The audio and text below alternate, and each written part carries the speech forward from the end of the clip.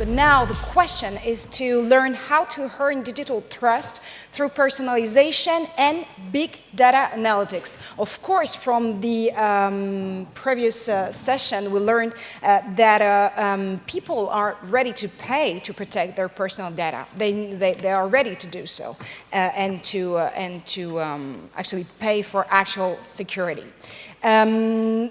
I'd like us to welcome on stage Vesselin POPOV, Business Development Director of the Psychometrics Center for the University of Cambridge. And actually, we're about to switch from a cybersecurity perspective to a more interesting social-economic one. Please, Vesselin, I'm just waiting for you on stage. Thank you. Thank you very much. Great, well, thank you very much for having me. It's my first time at DigiWorld, and I'm sure it won't be the last after both this morning's program and what's coming later. I'd like to talk a little bit about the role that personalization can play in helping organizations and governments and individuals earn trust in the digital economy.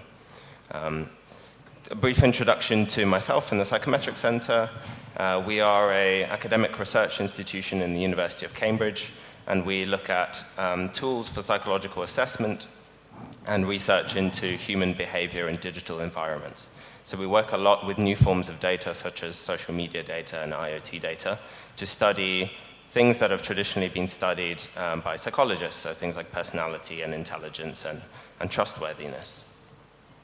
I think everyone in this room will probably agree with me that our life is mediated by algorithms of one kind or another. So whether it's search engines or stock exchange algorithms, we know that our data is used, and that can both render amazing services for us to use and also comes with risks. So these are some examples of times when algorithms have gone wrong in the sense that the historical prejudice in the data on which they are trained has come out due to an actuarial approach to prediction. So what I mean by this is that you might have a very accurate machine learning model that can accurately predict who should be admitted to a school based on who has been admitted before, or how much housing prices will fluctuate in different areas, or how much people might earn in a given job.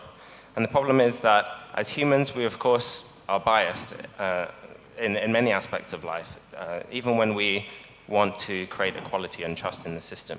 So when we train an algorithm on our own data, that algorithm, without a psychological understanding, can also end up having the same prejudices. And I think this is important to remember. What I believe that personalization can do in this area and how it can help is two main things. So one, it can help us to empower citizens through analytics, so building tools and giving them ways to understand their own data. And secondly, it can help organizations create a dialogue around data with consumers that can lead to better understanding on both sides. So first of all, empowering citizens. I'd like to talk a little bit about what we've done to try and empower citizens and create our own customer analytics platforms, if you like. And this really started for us in 2007 with the My Personality Facebook app, which my colleague David Stilwell created. What it was a Facebook app where you could take popular personality and other psychological tests completely for free, receive your results and your feedback, and then we ask people to opt in to share their data with us for research. So you could take 100 question personality tests, 300 question personality tests, and also share your Facebook data with us. So this resulted in a huge database of psychological ground truth and social media data. So what you listen on Spotify, what you like on Facebook, the language you use in your status updates, and so on. From this, we both open sourced the data for academic researchers around the world, and it's used by about 80 universities. And we showed that it's possible to predict very sensitive personal attributes from fairly innocuous digital footprints, such as Facebook likes. So we showed that, for example, it's possible to predict personality, intelligence, life satisfaction, ethnicity, sexual orientation, whether your parents were together when you were 21 or divorced, whether you use addictive substances, and many other things using only Facebook likes, so signals of preference and behavior in the digital environment. If you're wondering what you need to like so that our algorithm thinks that you're more intelligent than average, here's a list of some examples. So of course it makes sense that people who like Mozart and science are more likely to be of higher IQ.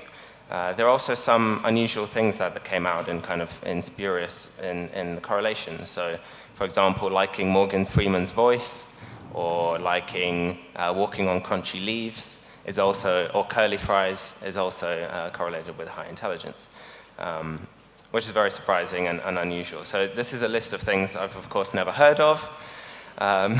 Probably none of you have either, but we did give Harley-Davidson the right to respond, and you can imagine how they took it. Of course, if we haven't yet found the limit of what is predictable from digital behavior from a psychological standpoint, so it's absolutely would be possible to predict aspects of trustworthiness from a psychological perspective. This was a large meta-analysis of many studies looking at correlations between Big Five personality, which is the most popular index for describing personality, and aspects of corruption and fraud in occupational settings and in criminal justice. So it would certainly be possible.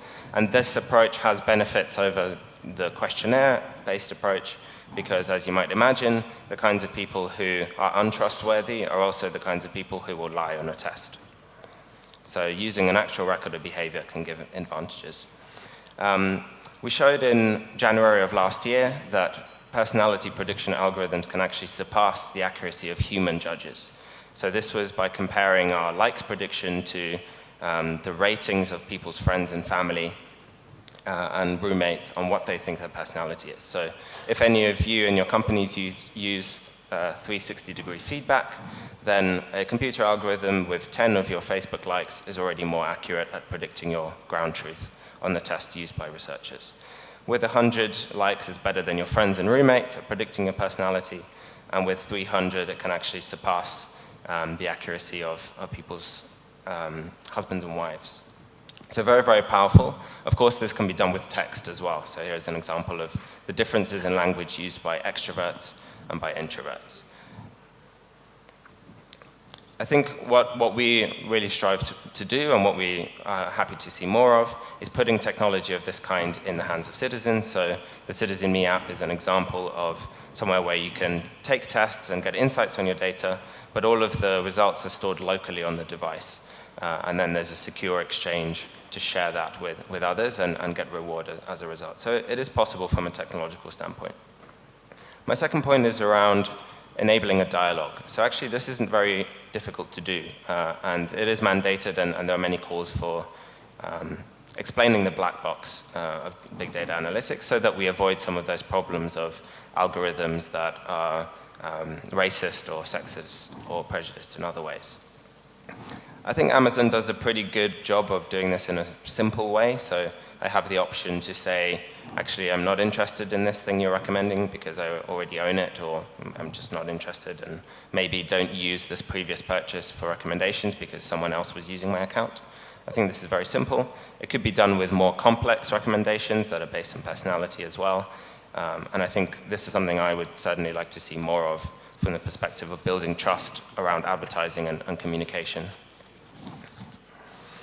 Here's an example of explaining my the black box that produces my profile. So you can try this for yourselves if you like and see what it says, but you'll see that it tells me what features in the model are making me seem more or less masculine or more or less intelligent, and the same can be done with personality. Sticking to the kind of theme of simplicity, I think that it's really important in communications to actually remember the value of clear and simple language. As our algorithms and technology becomes more and more complicated, the need to describe things in a simple and interpretable and personalized way will only increase. So this is a great example from XKCD of a rocket described using only the 1,000 most popular words in the English language. So you'll see at the top is the thing to help people escape really fast if there's a problem. And at the bottom, in the rocket, there's the thing that blows fire to make you go up to space, right? So even rocket science could be explained in much simpler language, and I think there is something to be learned from this kind of extreme example. I know we'll have more stats later, but I wanted to just quickly share 3 main things. We did a large study earlier this year looking at attitudes towards trust and prediction and machine learning, and actually asking people around the world what would they like big data and machine learning to be used for. Would they like it to be used for health? Would they like it to be used for insurance? How do they feel about bankers being recommended to them based on their personality and these kinds of things? And one of the things that came out that surprised me was that over a quarter of people said they would pay $3 a month to use Facebook without their behavior being recorded, given that the average revenue per user per month is just over $1. And I think this is, although it's not a majority, I think it shows that there is a demand for the kind of pay for privacy or privacy as a service model. We have more information coming on connected things and IoT later, and I think that people are starting to think, so kind of non-specialists are starting to think about ways that that technology could benefit them in their everyday lives.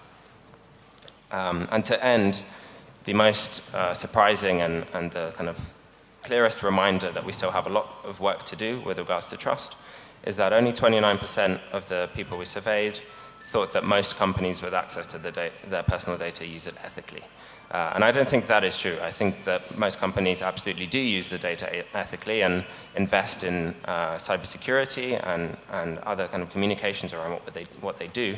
But it's a kind of chilling reminder that organizations need to do everything they can to communicate to ordinary citizens what it is that they're doing, and not only when something goes wrong, an algorithm misbehaves, or there's an attack.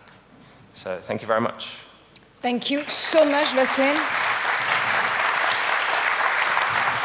It was actually a really great keynote, and people on Twitter actually were just following what you were saying. And the main question is still on the title of your keynote: how much can we trust an algorithm? And also, they totally noticed and highlighted the very last, one of the very last arguments you gave about the fact that privacy need to be seen as a service right now. So how much can we trust algorithm? How much can Facebook or any social network can portray you through algorithms? And of course, the fact that you have to bear in mind that you are what you like on the digital economy and on digital era. Thank you so much again, and of course, you'll be with us if the audience has some questions for you. You'll stay with us in Montpellier for the next 2 days? Yes. 1 day? Just 1 day and a half, so as long as I can. Thank you so much again. Thank you. And now, please, and you can applaud Vesselin, of course.